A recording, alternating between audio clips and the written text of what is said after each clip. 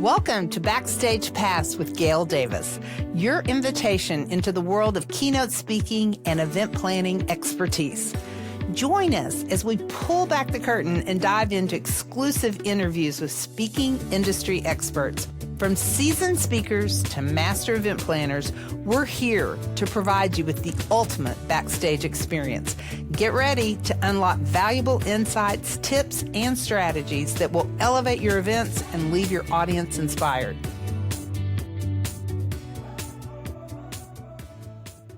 Welcome back to Backstage Pass. I am your host, Gail Davis, and today I am joined by one of GDA's most trusted and most in-demand managed speakers, Eric Maddox.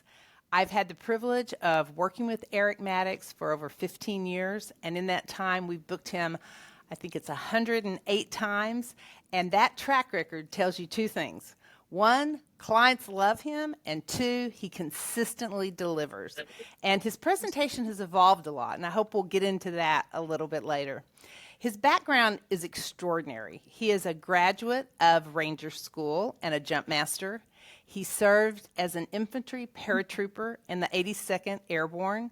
He's a Chinese Mandarin linguist and a military interrogator. Since 9/11, he has conducted over 2,700 interrogations across multiple deployments. In 2003, while assigned to a special operations task force into Crete, Eric collected the intelligence that directly led to the capture of Saddam Hussein. For that, he received a Legion of Merit, the Defense Intelligence Agency's Director Award, and the National Intelligence Medal of Achievement.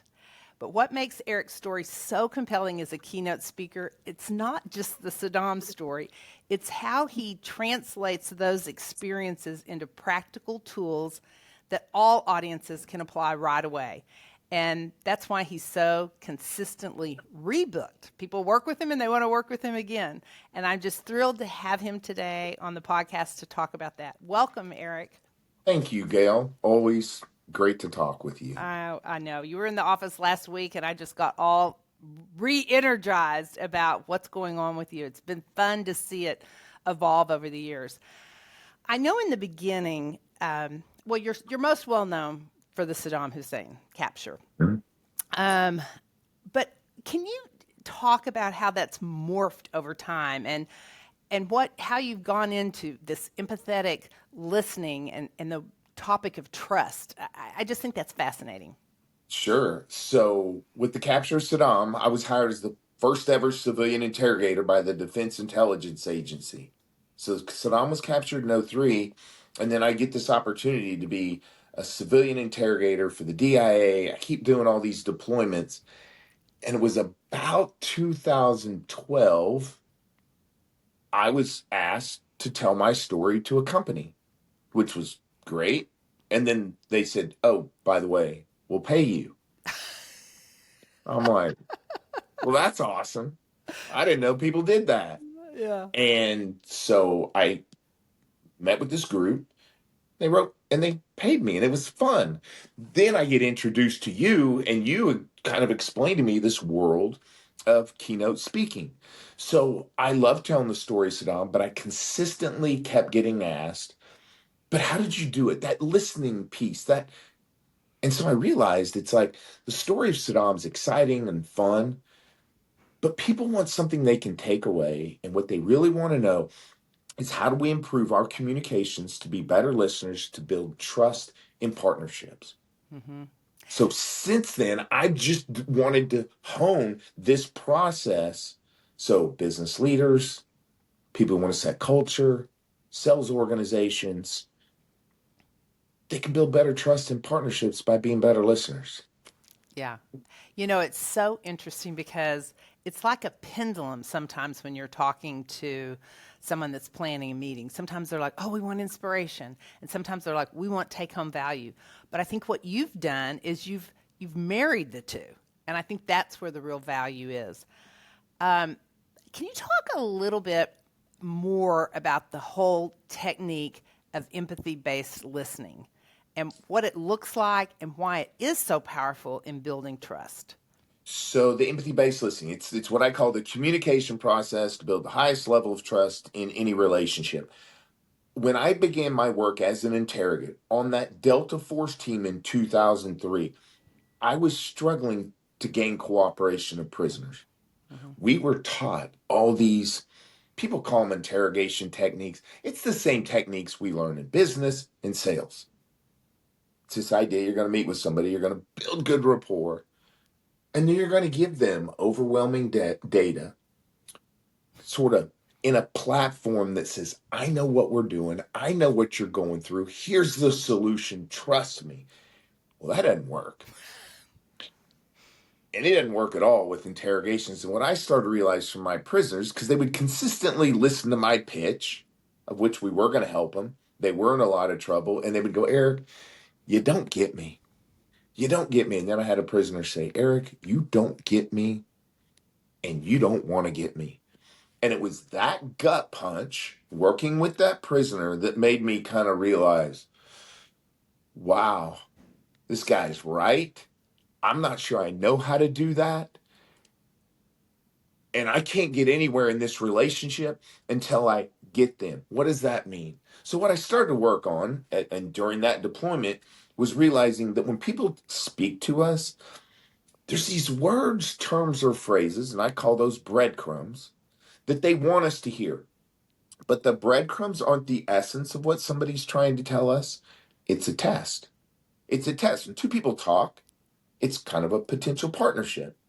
And what people want to know, if we're going to partner, I don't care if we've known each other 20 years or 20 minutes on the battlefield, if we're going to have a conversation, it's a potential partnership, and they want to figure out, even at the subconscious level, are you making this about yourself, your goals, your agendas, your objectives, even if they're perfect for me?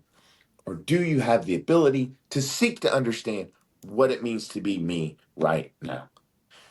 That transformed the way I worked with prisoners, directly led to the capture of Saddam Hussein.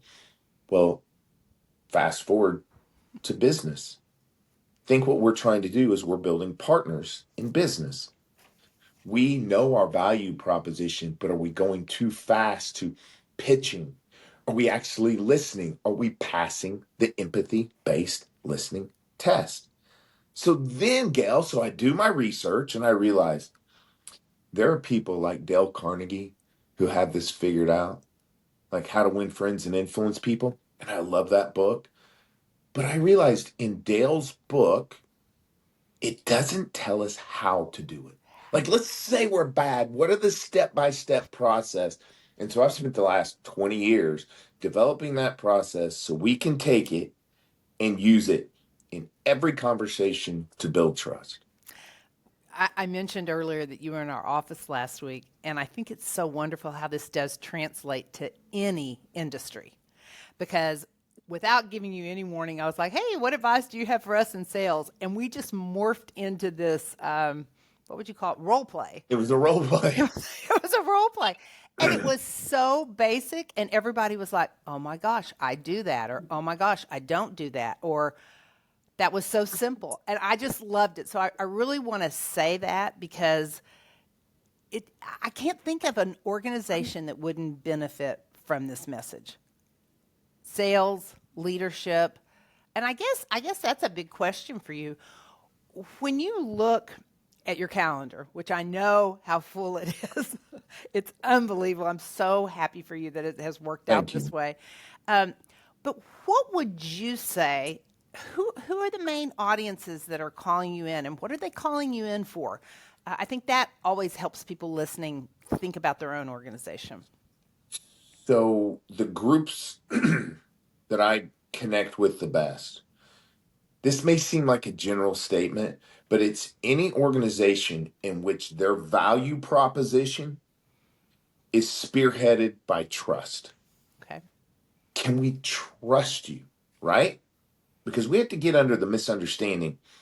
Yes, integrity matters. The quality of your service matters. But when we really think about true partnership trust, Mm-hmm. our clients want to know, do you get me? Do you want to get me? Is this about you and all your services and how great it's going to be for me? Or are you first seeking to understand what it means to be us? So trust has got to be valuable to an organization. That's number one. And then really where this is coming into play are for organizations where the industry's trying to commoditize that value proposition. So Where that would be it's like financial services, wealth management, insurance, real estate, a lot. well, and now, Gail, let's start taking a look at where AI is bringing many corporations, right? Whether you have an accounting firm, you have a legal firm, any of these areas, just where the quality in the mind of the industry and maybe the clients says, I can do this. Mhm.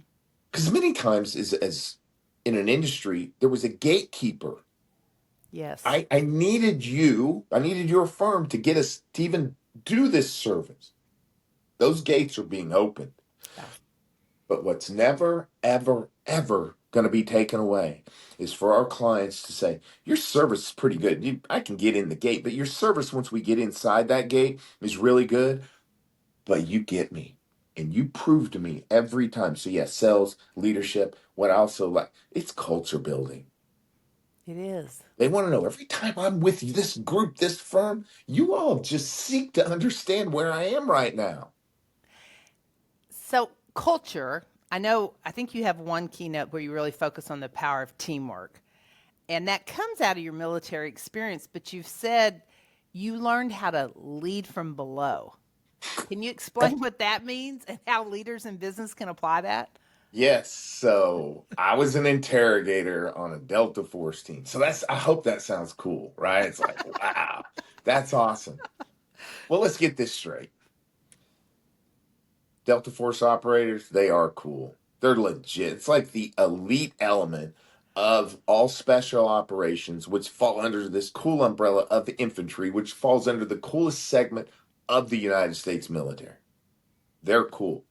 We interrogators, we're kind of nerdy. I mean, you said I had to learn Chinese, Mandarin, linguist, right? It's like, nerd, right? We don't have any authority. So I joined this Delta Force team and I had to revamp the way the United States military did interrogations, but really we had to revamp the way that we manhunt, that we go after high value targets. I can't just go to the team and go, here's what we're going to do. They're like, have you washed the bathroom yet? Have you, who are you? Right. So I didn't have that authority. So I had this chore of trying to gain cooperation of prisoners because I don't get them. Don't want to get them. People say, what was your biggest challenge? I had to earn the trust of this team at the very bottom. And for me, it wasn't proving to them that I was right, that this would work. It was proving to them that I'm going to get them. I'm going to understand their situation. I'm going to work in what I call their world, their movie, not mine. And if you ask any of these elite units, they do need help with intel or interrogations. But what they don't want is somebody coming in and telling them what to do. So what I realized is there's not just this ability to build trust with empathy-based listening, but it's an empowerment of the team. My ability to listen would empower the team to come up with these ideas, be creative, thinking outside of the box, which is also part of the special operations culture. No war is ever the same. We have to do it differently. But my ability to empower a team from the bottom was critical in tracking down Saddam. So, how does that translate to a corporate environment? As a leader, right? Leader, we have a vision. We know where we want to go. We Right. have goals, we have objectives, we have hurdles we want to cross. So we as a leader and with our team, and then we go down, say, here's the vision, drive forward. We want people that are motivated, determined, understand the vision. But are we driving our team to those goals, or are we creating a culture that says, do you have an idea? What are your thoughts? Okay. because there could be 1,000 people in an organization, 10, 100, whatever. If it's just the leadership that's driving, great. Maybe you'll get there. But when we build an empowerment of the culture, you're getting the resources of the entire team. And they know it. And that's what people want to make an impact. They want to make a difference. And we've got to give them the freedom to be empowered to help us push forward. Yeah, a business coach told me recently, be careful that you're not pushing your vision and you have an environment where your team believes that vision is theirs. They own it. And it's been just a world of difference. But Yeah. it's kind of like the listening. You have to back off a little while and kind of see, what motivates people. So, Gail, can I take that statement you just made? Is it yeah. okay? It's like you Sure. have to make, okay, it's not your vision that we're driving, but make sure it's theirs. Right. Well, how do you make sure? I mean, because imagine if I'm a leader and I'm meeting with the group and I'm like, hey, I want you to know we're driving off your vision. They're going to go like, are we? Yeah, But if we're listening in the conversations to where the exactly. people in the group are like, you actually are discovering what it means to be us and our thoughts. Yes, yes. You're 100% right. Yeah, and it is. And then thinking back to the role playing with clients, it's just slowing down, not pushing your agenda on in any situation, but just asking those questions. I love it. One of the things we talked about when you were here last week was how oftentimes organizations will bring you in for that 60-minute keynote where you give them the Saddam story, but you really go into the broad concepts of empathy-based listening. And then you were talking about how oftentimes you have an add-on, which is like the small group negotiations. Talk to Yeah. me about that. I thought, because I guess that's kind of what we were doing in the conference room last week, a little bit. So we want to be better communicators. We say we be better listeners. We want to build trust, partnership. But there are moments where organizations are going into a negotiation, whether it's an M&A, whether it's hiring key personnel or pricing for our services. Just we negotiate. I've seen that as negotiators, organizations, leaders, they want to identify their leverage. And when they meet with somebody kind of on the other side of the table, it's like, how effectively can we communicate our power, our strength, our leverage? And I'm like, wait. First of all, is this a collaborative negotiation? Does the relationship afterwards matter? But even if it doesn't, if this is a zero sum game, why are you giving up your leverage when you're coming out strong versus empowering them to discuss their thoughts on leverage, where they see value?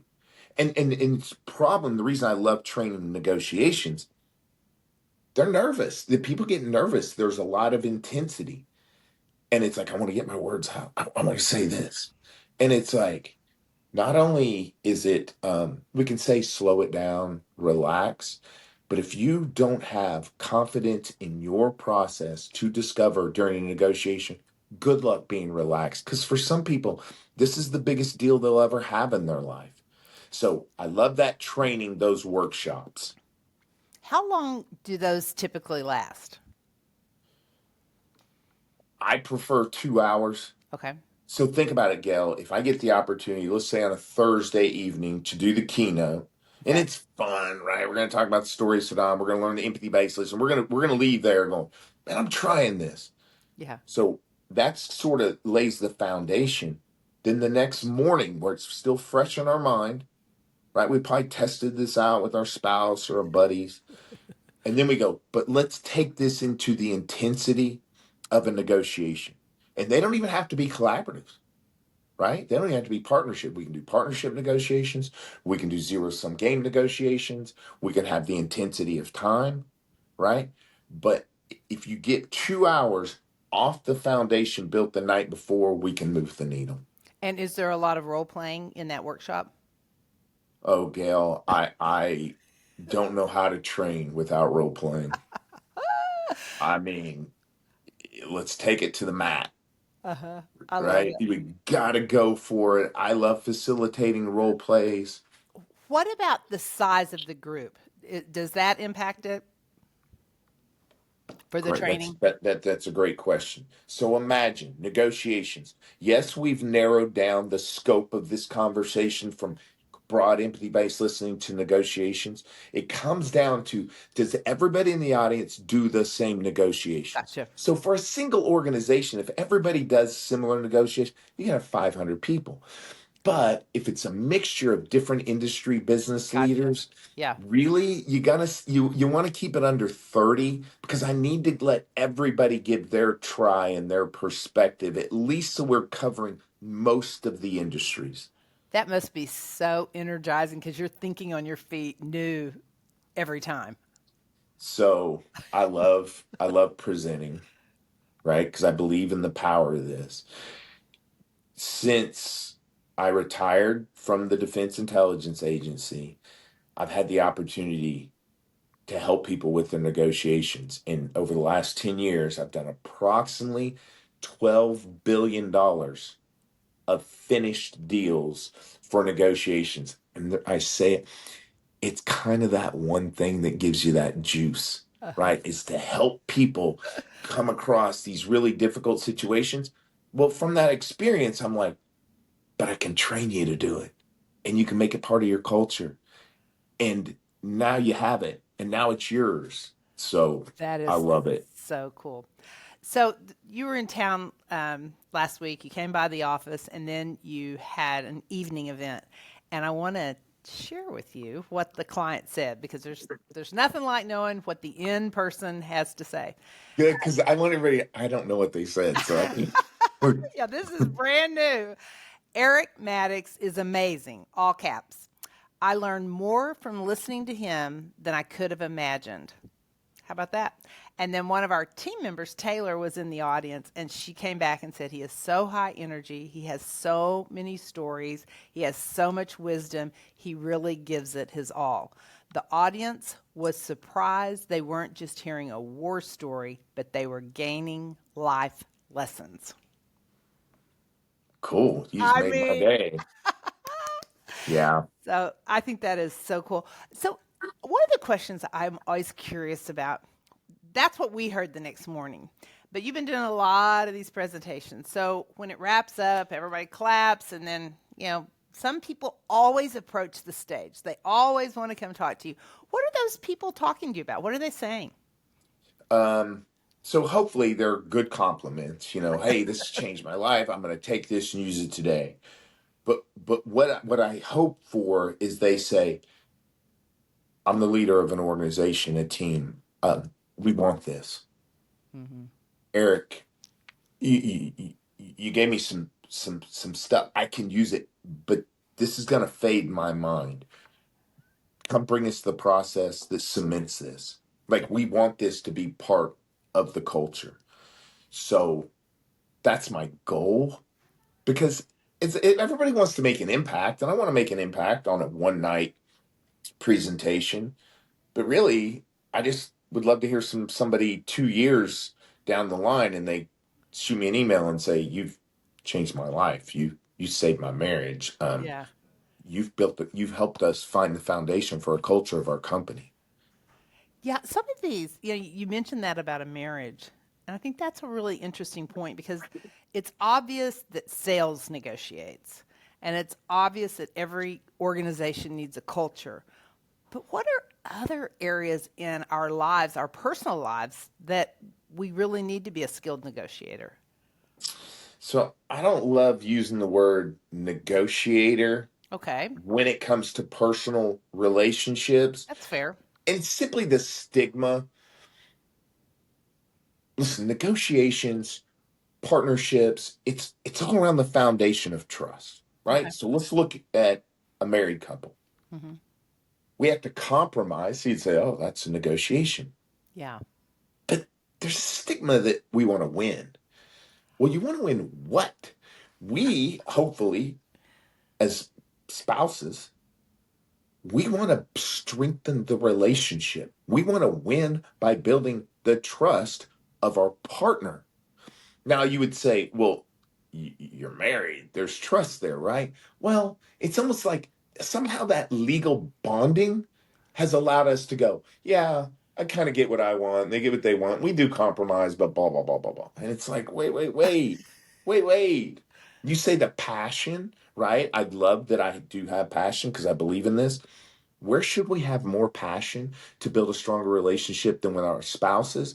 But are we feeding our perspective? Are we giving our point of view? Are we just forcing, or do we actually seek to understand? What I tell anybody, watch my presentation. You take this process, use it for 5 minutes on your spouse, and watch the look on their face.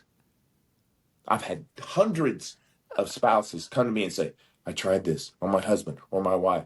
They were like, what has gotten into you? And so, and then I tell them, I said, tell them what you're doing. Like, it's almost like it's they're like, well, is it some sort of trick? I say, tell them it's a trick. And you know what the response is from the spouse? Keep it up. Keep it up. Use me as the guinea pig. If this is the trick me, like, do it. I'm so glad I asked that question because that's I like the little correction there that it's trust, it's partnership, it's relationship, and that translates personal life, business life, everything. Yeah. Yeah. And I think the difference between a partnership development and a negotiation, if it's zero sum game, sort of that stigma is, what's your timeline? If you want to win this argument with your spouse tonight on what we're going to go do, you may win. But if we're building the long term, just try this for 5 minutes. See what that will do long term, short term, and then it bleeds into the strength of the relationship. I love it. Well, Eric, it has just been a pleasure working with you all these years, and Thank you. I love where this is all heading. And I just think with every year, the insights that you're bringing to your presentations are just spot on. So if we have listeners out there who want a speaker that will not only inspire your audience, and by the way, Eric can be really funny. I was telling him last week, I said, Eric, you're so intense when you're talking about the passion, but when he gets on stage, he's learned where the humor comes in, and I think it's great. And the people will walk away with practical skills and trust and empathy and teamwork in negotiations. Call us at GDA Speakers. We would love to help bring Eric in for your organization. Can I say one thing? Sure. This is empathy-based listening. I understand we're leaders. We're driving our business, and I hope I'm kind, and my goodness, if I'm funny, that's awesome. But I want to be clear. This is not sympathy-based listening. This is not about, oh, we're going to bring in this touchy-feely guy who teaches us how to be so sweet and kind. Those are all good characteristics. This is about seeking to understand somebody's perspective, regardless of the tension of the relationship, the tension of the negotiation, the past. We do not have to think that we're going to have to somehow be this touchy-feely type of organization. Those are all strong qualities. It's empathy-based listening, not sympathy-based listening. Well, that's a mic drop moment. I love it. Thank you. Thank you, Eric. Bye, Gail.